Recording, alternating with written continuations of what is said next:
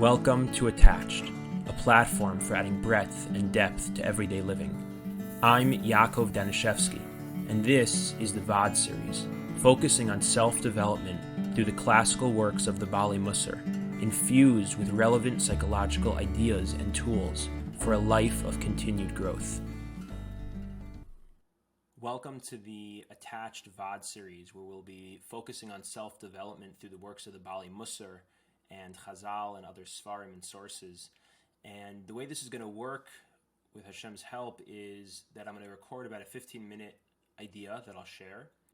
And at the end of that 15-minute idea, I will share a worksheet of sorts or an exercise for people to do on their own that relates to the idea that we were focusing on in that VOD. And that'll be part one of that VOD. And what I'm going to ask is that anybody who's listening, if you can take some time to send me any questions when I've given this type of VOD in person here in Chicago to a group of guys, the I would say most significant and impactful part of the VOD was always the questions and the conversation that emerged.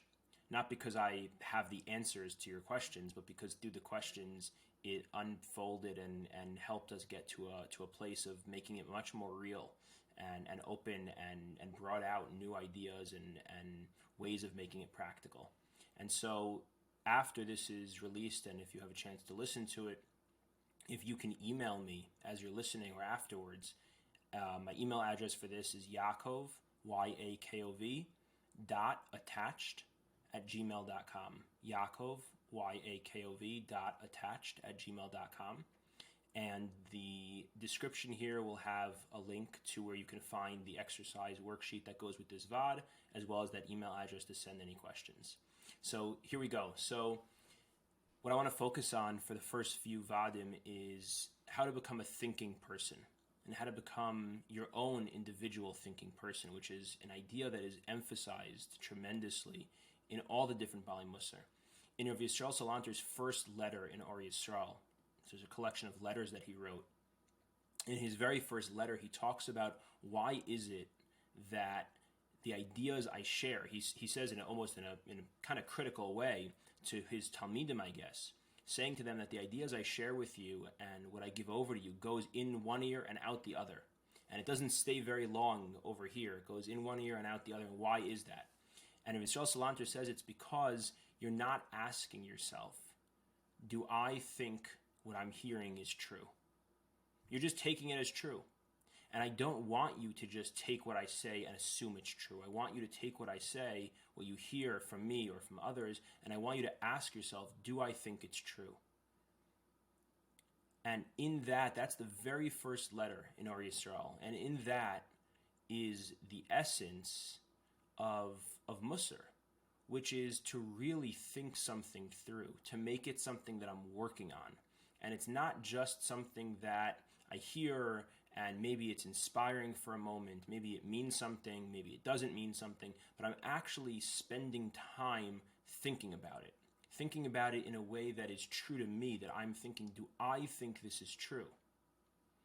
And it's not that Rabbi Yisrael Salanter, at least the way I understand it, was saying to his Talmidim and to his group, I don't think he was saying to them, I want you to actually doubt the truth of Torah or the truth of what I'm saying. It's almost like an assumption that it's true, but I still need to ask myself, okay, but how is this true? Do I think this is true? Is the truth of it at its face value, or can I find the truth of it by questioning the truth of it? By questioning if I think this is true, of how I understand this, that's how I can find the truth that's there. So he wasn't saying reject what you hear and if you don't think it's true, then move on. Almost in a sense, assume it's true, but at the same time question its truth, to try and spend some time thinking about it.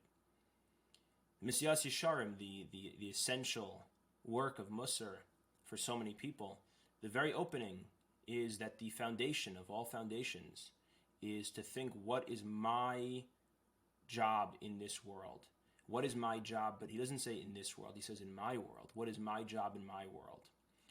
Because we need to think about these things for ourselves. We need to think, what does this mean to me? It's not just a general idea, but how do How do I understand this? How does this actually have truth in a way that's meaningful to me? And this is a yesod, this is an idea that the Gra talks about in many, many places. In his parish to Mishlei and in many places, the idea that each person has their own way in Avodas Hashem, each person has their own way that they need to work in this world, and that one of the most fundamental and problematic mistakes that a person can make is when they're looking at another person and they're trying to imitate. When they look at another person, they think, well, if that's what he's working on, then that's what I need to work on. And if this is not something that's significant to him, then it doesn't have to be significant to me. And to think about and to focus on how for each of us, there's a different path, there's a different way that we need to work. The Gra actually writes, it's really pretty incredible. The Gra writes that back when we had Nevi'im, when we had prophecy, when we had Nevuah, so a person would go to the Navi. We think of the Nevi'im as giving these grand prophecies for Klal Yisrael as a whole, for the whole Jewish people as a whole, which is true, but there was also what's not brought down as much necessarily in Navi and in Tanakh, but says the Gra was a huge part of what being a Navi was about, is that individuals would go to the Navi in their time, in their place, and they would ask the Navi to help them know what is my Shoresh Neshama, what's the root of my soul, and what am I supposed to be doing in this world, what's my path in this world, as an individual, not as a group, and not as the whole Jewish people, but as an individual. And then the Gra writes that when Nevuah ended, the ability to figure out what my Shoresh Neshama is, and therefore what my role and my job in this world is, shifted from being something that the prophet, that the Navi would tell a Jew. It shifted from that into being something that each person would be able to access and figure out from within themselves, which is incredible. That Nevuah shifted from being something that was revealed directly from Hashem to a Navi, and then from the Navi to this individual, that the individual would have to spend time thinking, like Rav Yisrael Salanter says, does this seem true to me? Thinking about themselves and finding that wisdom and that knowledge within themselves. I'm going to read to you just quickly what the Gra writes, because it sounds so radical. I don't want you to take it for granted what I'm quoting here. The Gra writes in the Bir Agrela Mishlei in Parak Tes Zayin Pasuk Daled. The Gra writes, L'chol adam va'adam, to each and every individual person, yesh lo derech b'fnei atzmo, each person has their own way leilech bo, to go. Ki ein daitam domin zeh lezeh, each person's das is different. Ve'ein teva shnei b'nei adam shavim, and the nature of two different people are not the same. Ukeshahayu neviim, when there were prophets, hayu holchem eitzal haneviim, everyone would go to the neviim, lidrosh es Hashem, to seek out Hashem. V'haya hanavi omer al pi mishpat hanevuah, darko asher yelech bo, the Navi would tell you, you go this way, and you go this way. This is what you should focus on, and this is what you should focus on, and this is how you should live and do your avodas Hashem, and this is how you should live and do your avodas Hashem. Lefi shoresh nishmaso, lefi teva gufo, based on this person's root of their neshama and the nature of their body, versus, in contrast, completely distinct and separate from this person's root of their neshama and the nature of their body. Ukeshebat la hanevuah, and when nevuah ended, hayaruach hakodesh b'Yisrael, it shifted from nevuah to ruach hakodesh, and we'll try to the best of our ability to explain a little more what these terms mean.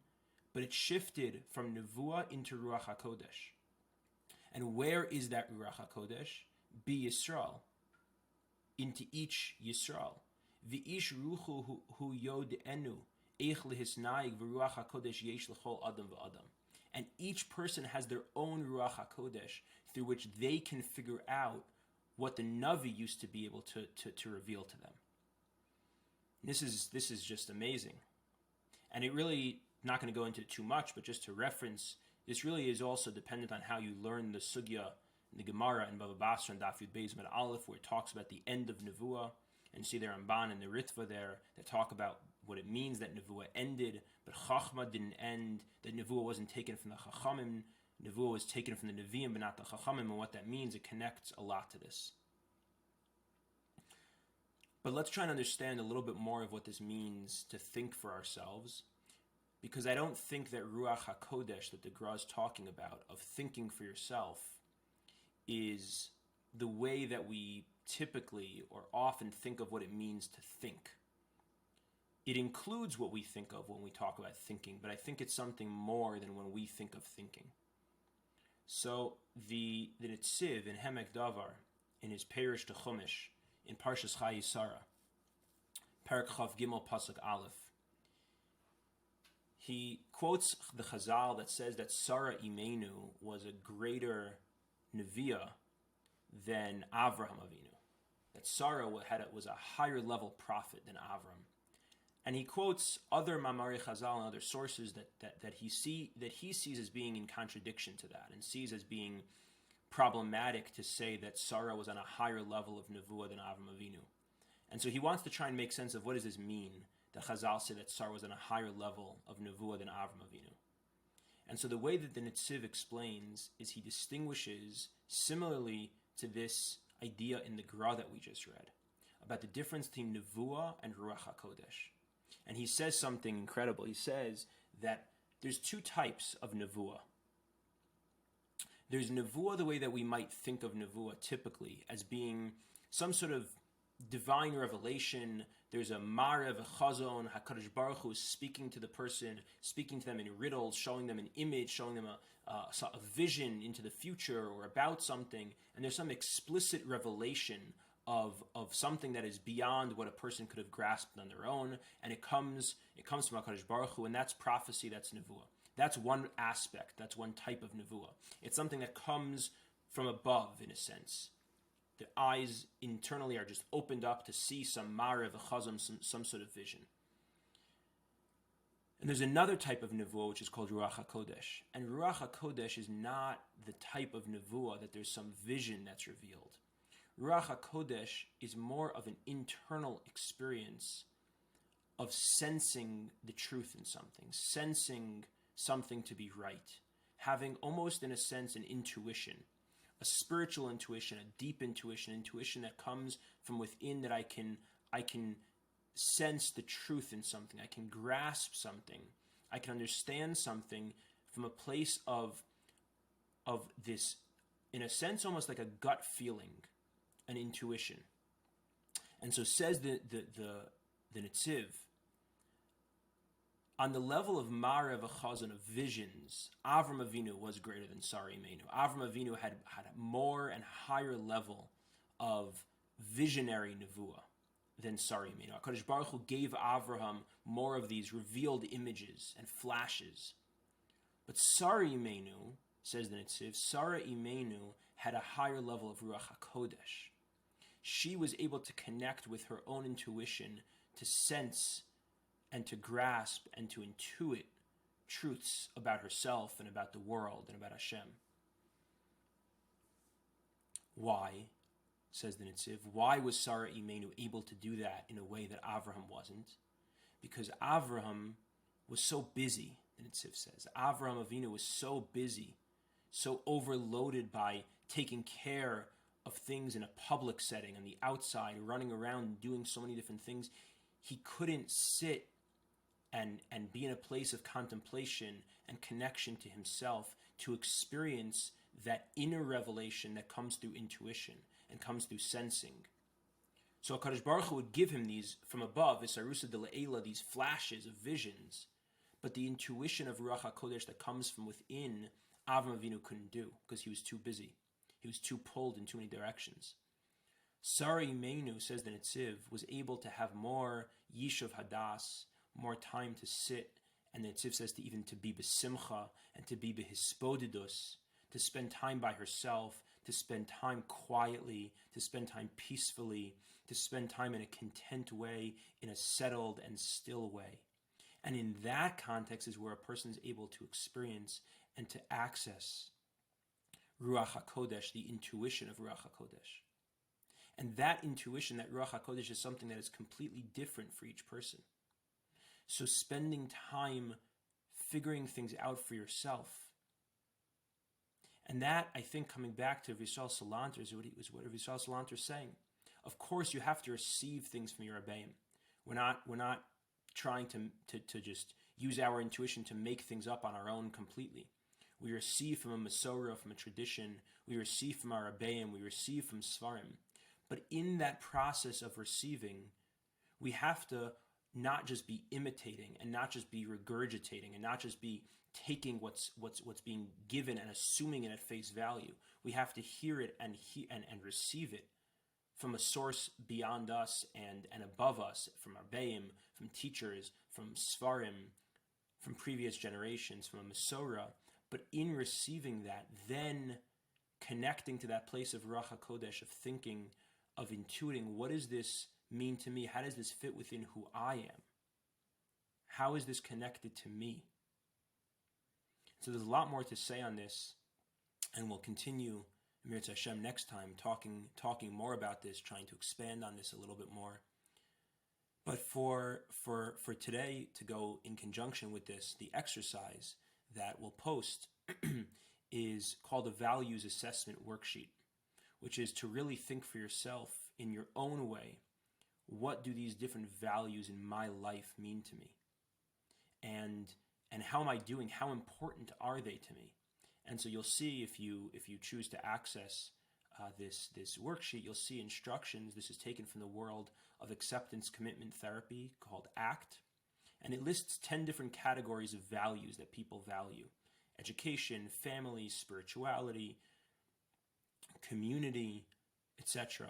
And it gives you a space to think about, what does this value? It lists the values in broad categories. And so the first task is to think for yourself, what does this mean to me? Do I value this? Why do I value this? What aspect of this do I value? To think for yourself in your own way. And then it asks you to rank how important you think it is on a scale of 0 to 10.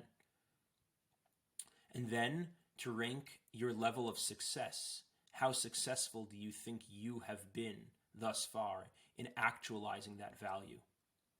And then finally it asks you to rank it, which is in some ways the most challenging. What is the most important of these values to you? Which one is the number one value and which one is the second most important value? And in some sense, they're mutually exclusive. And so that's the exercise that goes along with this, of spending time to think for ourselves in our way. What is significant to me? What matters to me?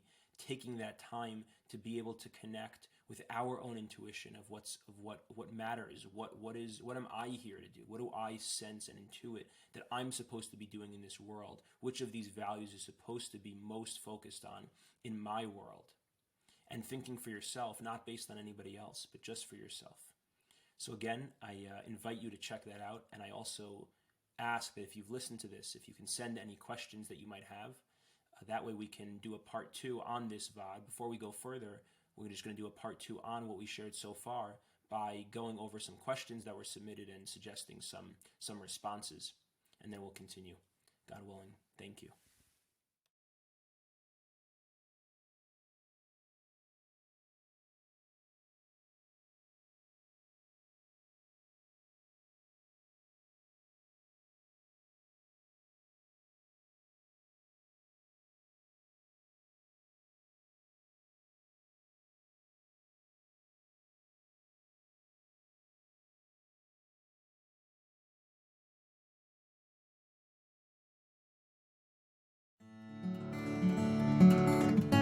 Thank you so much for listening. If you enjoyed this, please follow us on